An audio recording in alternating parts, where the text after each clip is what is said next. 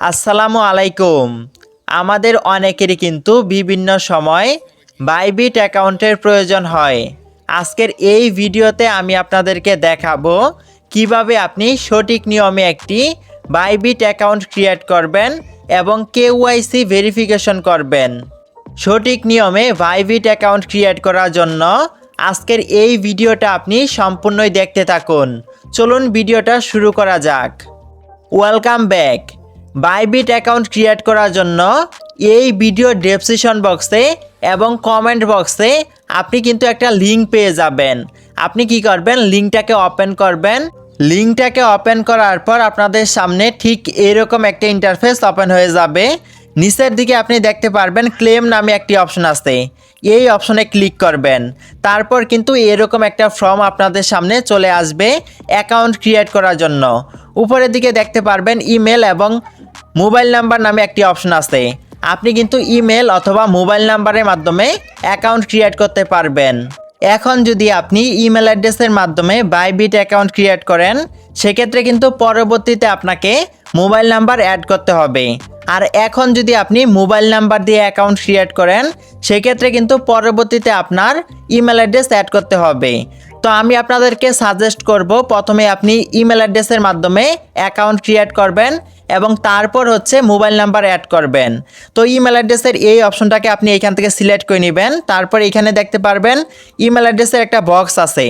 আপনি এই বক্সে আপনার ইমেল অ্যাড্রেসের ইউজার নেমটাকে বসিয়ে নেবেন, যেই ইমেল অ্যাড্রেসের মাধ্যমে আপনি বাইবিট অ্যাকাউন্ট ক্রিয়েট করতে চাচ্ছেন। আমি জাস্ট এখান থেকে ইউজার নেমটাকে বসিয়ে নিলাম। তারপর আপনি দেখতে পারবেন এইখানে একটি পাসওয়ার্ডের বক্স আছে। আপনি কি করবেন, এই পাসওয়ার্ডের বক্সে ক্লিক করবেন এবং আপনি আপনার বাইবিট অ্যাকাউন্টে একটি স্ট্রং পাসওয়ার্ড সেট করে নেবেন। আপনি এই বক্সে যেই পাসওয়ার্ডটাকে লিখবেন, এই পাসওয়ার্ডের মাধ্যমেই কিন্তু পরবর্তীতে আপনাকে বাইবিট অ্যাকাউন্ট লগ ইন করতে হবে। তো আপনি একটি স্ট্রং পাসওয়ার্ড এখানে বসিয়ে নেবেন।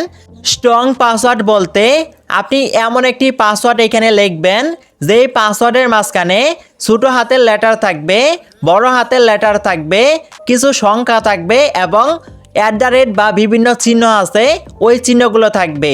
এরকম একটা পাসওয়ার্ড আপনি এই বক্সে লিখে নেবেন। আমি জাস্ট একটা পাসওয়ার্ড এখানে লিখে নিচ্ছি। পাসওয়ার্ডটাকে দিয়ে দেওয়ার পর এখানে আপনি দেখতে পারবেন একটা বক্স আছে। এই বক্সে যদি টিক মার্ক না দেওয়া থাকে, সেক্ষেত্রে আপনি অবশ্যই একটি টিক মার্ক দিয়ে দিবেন। টিক মার্কটাকে দিয়ে দেওয়ার পর এখান থেকে দেখতে পারবেন ক্রিয়েট অ্যাকাউন্ট নামে একটি অপশন আছে। আপনি জাস্ট এই অপশনে ক্লিক করবেন। তারপর আপনাদের সামনে এরকম একটা ক্যাপচার চলে আসবে। আপনি কি করবেন, ক্যাপচারটাকে এভাবে মিলিয়ে নেবেন। ক্যাপচারটাকে মিলিয়ে নেওয়ার পর আপনাদের সামনে ঠিক এরকম একটা ইন্টারফেস ওপেন হয়ে যাবে। আপনি আপনার যেই ইমেল অ্যাড্রেসের মাধ্যমে বাইবিট অ্যাকাউন্ট ক্রিয়েট করতে চাচ্ছেন, ওই ইমেল অ্যাড্রেসে কিন্তু একটা মেলের মাধ্যমে কোড যাবে। ওই কোডটাকে কিন্তু আপনাকে এখানে বসিয়ে ভেরিফাই করতে হবে।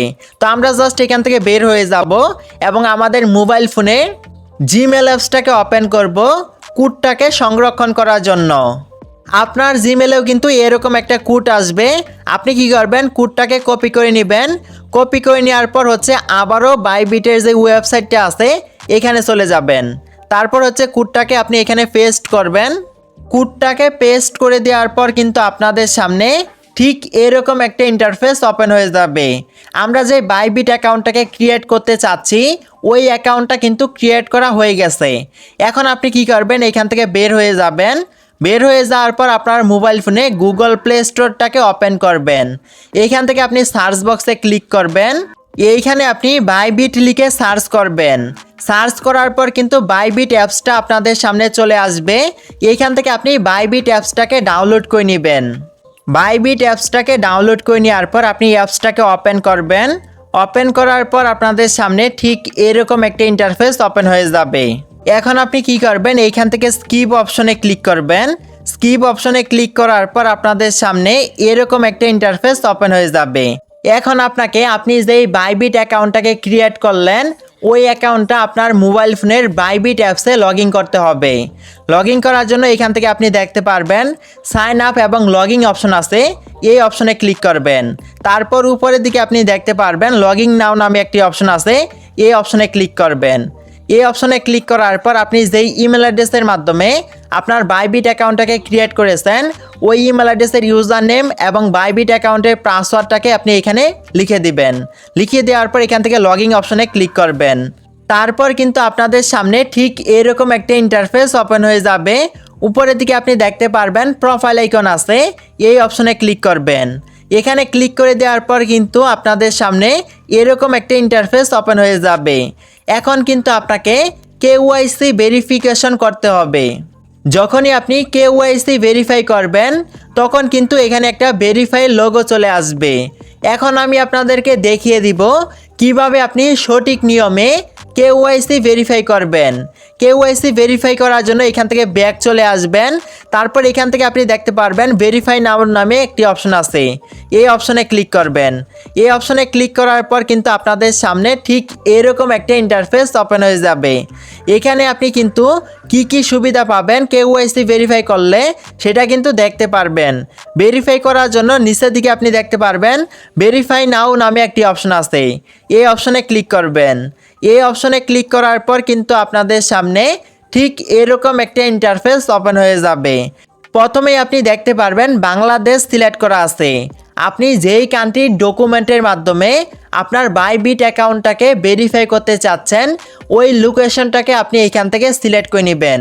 তারপর এখানে দেখতে পারবেন ID card, driving licence, passport, এখানে কিন্তু আরও অনেকগুলো অপশন আছে।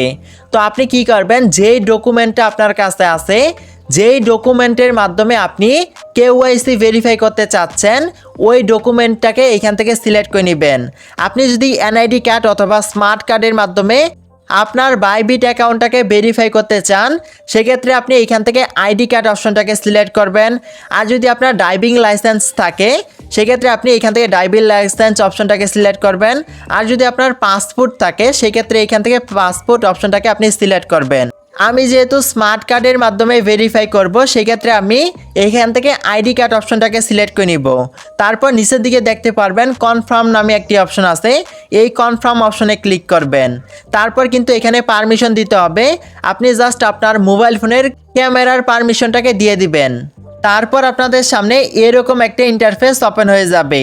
এখানে আপনি দেখতে পারবেন উপরে একটি অপশন আছে নো ইউএস, আপনি জাস্ট এই অপশনটাকে সিলেক্ট করবেন। তারপর নিচের দিকে কন্টিনিউ অপশনে ক্লিক করবেন।